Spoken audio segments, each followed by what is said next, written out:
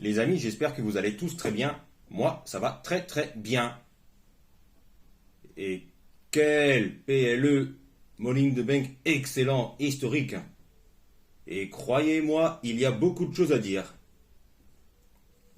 Et on a tous passé un excellent moment devant ce grand PLE qui avait lieu en direct à Londres ce week-end. Et là, le public londonien était à fond durant tout le PLE à 100%, 200%, tout ce que vous voulez. Et il y a eu des excellents moments dans ce PLE avec de très belles, de très grandes surprises. Et tout d'abord, on démarre avec le Money in the Bank ladder match masculin avec 7 superstars qui étaient présents. Il y a eu LA Knight, Damien Priest, Logan Paul, Ricochet, Shinsuke Nakamura, Butch qui était chez lui en Angleterre et Santos Escobar.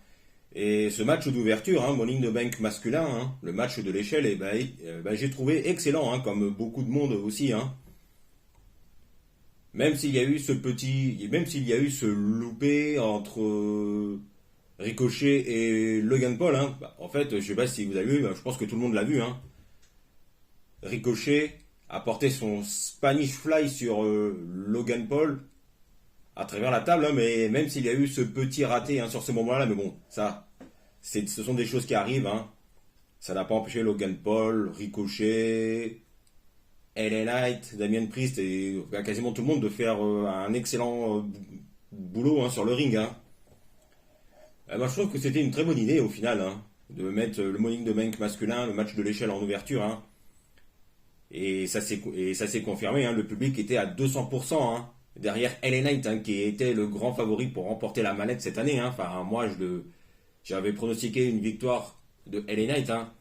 Mais au final, la WWE nous a surpris, puisque c'est finalement Damien Priest qui a remporté la mallette Money in the Bank.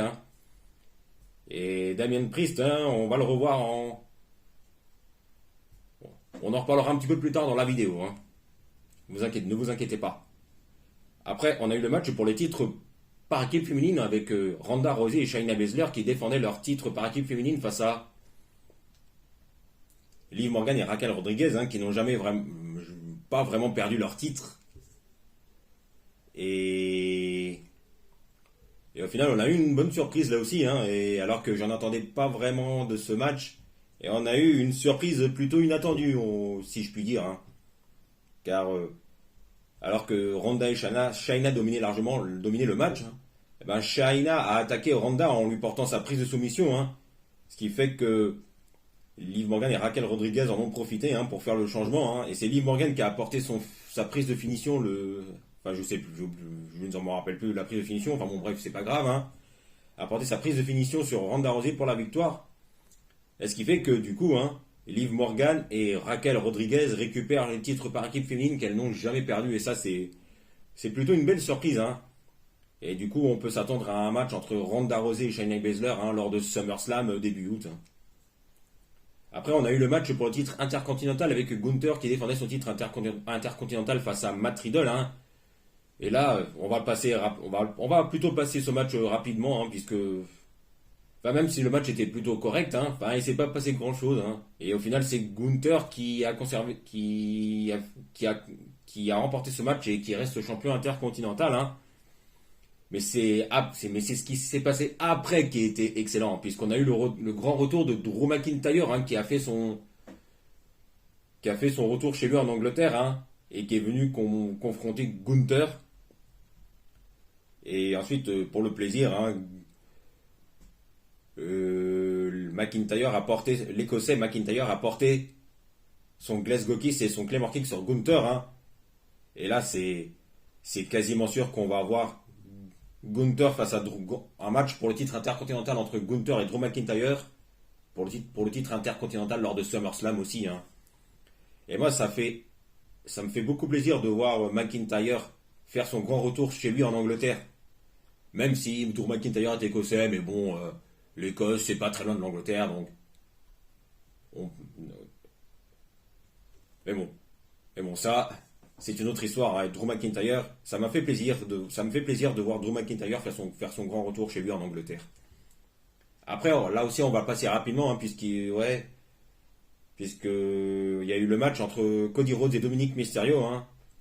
Et même si Rhea Ripley a tenté plusieurs fois d'intervenir, bah, ça n'a pas changé grand-chose, hein, puisque Cody Rhodes a remporté son match face à Dominic Mysterio, hein. Et Cody Rhodes va pouvoir relancer sa rivalité avec Brock Lesnar, hein, avec la belle qu'on aura lors de SummerSlam, hein, avec, j'espère, une énorme stipulation, hein, pourquoi pas un Hell in a Cell match, no holds barred, bon, j'en sais rien du tout, hein. On verra bien durant les semaines qui suivent. Après, on a on a eu un excellent moment avec le grand retour surprise de John Cena, hein, qui a fait son grand retour, hein, alors qu'il n'y avait aucun spoiler, rien du tout sur les sites et forums de catch, etc., etc., hein. Et John Cena, hein, une des grandes légendes de la WWE, hein, la superstar historique, hein, a, a évoqué la possibilité d'avoir un WrestleMania à Londres, hein, ce qui a fait que le public était à 200%. Hein. Mais ensuite, il y a eu Grayson Waller, hein, qui a interrompu John Cena. Hein. Et là, je me suis dit que moi, je me suis dit, hein, bon, il se peut qu'on pourrait bien avoir John Cena face à Grayson Waller à SummerSlam. Hein. Mais bon, il se trouve que selon les rumeurs, hein, ce n'est pas le retour de Cena n'était que pour la soirée. Hein. D'après ce que j'ai lu sur les nombreux sites et forums de catch. Car John Cena aime beaucoup mettre les talents en valeur ces dernières années, hein, vu que John Cena, hein, a tout accompli à la WWE, hein, a tout gagné, etc., etc., hein. On connaît John Cena. Hein. Et Grayson Waller, lui, a évoqué la possibilité d'un WrestleMania en Australie, hein, car rappelons que Grayson Waller est australien. Bah, ce qui fait que ça n'a pas plu à John Cena, hein, qui a préféré lui porter son attitude adjustment pour faire plaisir au public britannique, hein, au public anglais. Hein. Enfin, moi, ça m'a fait plaisir aussi, hein, moi qui suis un très grand fan de John Cena depuis de très longues années. Hein. C'était un excellent moment. Après, on a eu le Money in the Bank match féminin, le match de l'échelle avec Bailey, Io Sky, Becky Lynch, Trish Stratus, Zoe Stark et Zelina Vega. Hein. Et là, on a eu un moment intéressant avec Trish et Stark qui ont essayé de menotter Becky à une des cordes du ring, hein, mais ça n'a pas fonctionné, hein, puisque Bailey a résisté. Hein. Mais le grand moment de ce match, c'est Io Sky, c'est Bailey et Becky Lynch qui étaient en train de grimper à l'échelle, hein, pour tenter de remporter la mallette. Hein. Mais Io Sky en a profité pour menotter Becky et Bailey entre les deux échelles, hein, ce qui fait que Io Sky en a profité pour grimper tout en haut de l'échelle, hein, pour remporter la mallette Money in the Bank. Hein. Et ça, c'était mon pronostic, hein, et mon pronostic est très très bon. Et très très très bon. Et Io Sky, hein, elle fait du très bon boulot, hein, sur le ring, hein, depuis son arrivée dans le roster principal. Hein, et tout se passe très très bien pour elle. Hein. Et pour moi, elle a tout d'une future championne du monde à la WWE, une championne du monde, elle a tout d'une future championne du monde féminine à la WWE. Hein. Et pourquoi pas encaisser son contrat Money in the Bank, hein, sur Asuka, hein, afin d'être la prochaine championne du monde féminine, hein, à SmackDown. Et un match entre Io Sky et Asuka, hein, je valide à 100%, et ça pourrait être excellent dans un grand pay-per-view pour plus tard. Hein.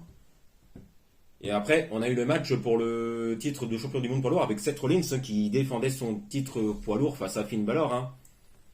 Et là, le match était très bon, hein, et il y a eu le tournant du match et l'intervention de Finn Balor, hein, qui est venu observer le match. Hein. Il a pris une chaise et s'est assis pour regarder le match entre Rollins et Balor. Hein. Car rappelons que Balor et Priest font partie tous les deux du Judgment Day. Hein. Et d'un coup, alors que Finn Balor s'apprêtait à remporter le coup de grâce sur Rollins pour devenir champion du monde poids lourd, bah Priest s'est levé d'un coup. Hein. Et là, on ne sait pas trop s'il voulait aider Balor ou encaisser son contrat. Ce qui fait que Rollins en a profité pour revenir dans le match et porter son stomp pour la victoire. Hein. Et du coup, Rollins reste champion du monde poids lourd. Hein. Et pour ce qui est de Balor et Priest, hein, c'est clair qu'il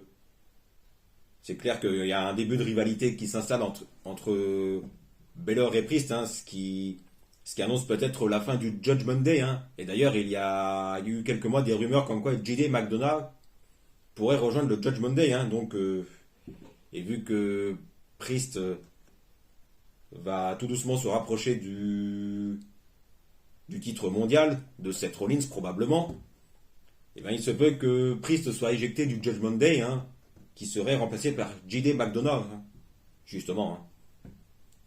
Et donc je ne serais pas surpris d'avoir un Balor face à Priest à SummerSlam. Voilà. Et après on passe au main event avec la Bloodline Civil War, hein, la guerre civile de la Bloodline, hein. C'est le thème du match, hein.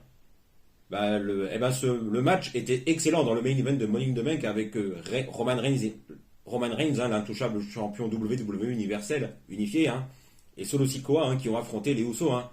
Mais le match a duré à peu près 30 minutes, hein, et on a eu tout ce qu'il fallait, et le public était à 200% dans ce match, hein, dans le main event, hein. Enfin, moi aussi, justement, hein. Et il y a eu de grands moments dans ce match, hein. Il y a eu d'excellents moments avec la combinaison avec Solo Sikoa, avec Roman Reigns qui portait son spear sur un des Usos, je ne sais plus lequel, hein.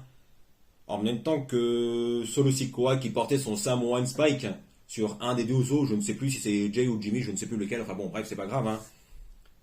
Et ce qui fait que Roman Reigns a tenté de couvrir les deux Usos pour la victoire, mais les deux Usos se sont dégagés au dernier moment. Mais je me suis dit, waouh, voilà, c'est vraiment un match excellent, hein, il n'y a aucun doute là-dessus, hein. Et au final, il y a eu l'arbitre qui s'est retrouvé KO à l'extérieur du ring, hein. Parce qu'il fait qu'un des Usos a tenté de tomber sur Reigns ou Sikoa, je sais plus, hein, mais bon, ça n'a pas. Mais bon, il n'y avait pas d'arbitre. On connaît la suite, hein, on connaît le scénario avec, avec les matchs de Roman Reigns, hein.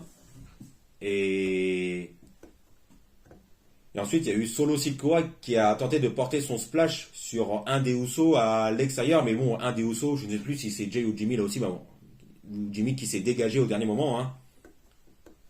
Ce qui fait que là, ce qui fait que les Usos sont revenus dans le match et Jey Uso en a profité pour porter son finish, le splash, sa prise de, enfin, son finish, hein, et qui a fait le tomber sur Roman Reigns clean pour la victoire finale, hein. Et là, c'est une victoire historique des Usos, hein, et une excellente victoire, hein, puisque Jey Uso fait le tomber sur Roman Reigns qui n'avait plus pris de tombée depuis 3 ans et demi. Rendez-vous compte de ça, les amis, hein. Rendez-vous compte de ça, les amis, hein. Car la dernière superstar à avoir fait le tomber sur Roman Reigns, c'était il y a 3 ans et demi, et c'était Baron Corbin. Et depuis, ce n'était plus arrivé. Et t'as des Brock Lesnar, des Edge, t'as des Edge, Daniel Bryan, John Cena, Brock Lesnar qui ont tous échoué. Et Jey Uso est le premier à faire le tomber clean sur Roman Reigns pour la victoire historique et excellente, hein. Rendez-vous compte de ça, hein, les copains. Et là, je pense qu'on a de grandes chances d'avoir un énorme match entre Roman Reigns et Jey Uso pour le titre de champion WWE universel unifié, qui a de grandes chances d'être dans le main event de SummerSlam. Et ça peut être excellent, hein. Ah bah, bon bah voilà, je crois que c'est tout pour aujourd'hui, hein. N'hésitez pas à vous abonner à vous abonner en cliquant sur la petite cloche pour être informé de la sortie des prochaines vidéos. Et on se retrouve très très vite pour parler de football et de catch.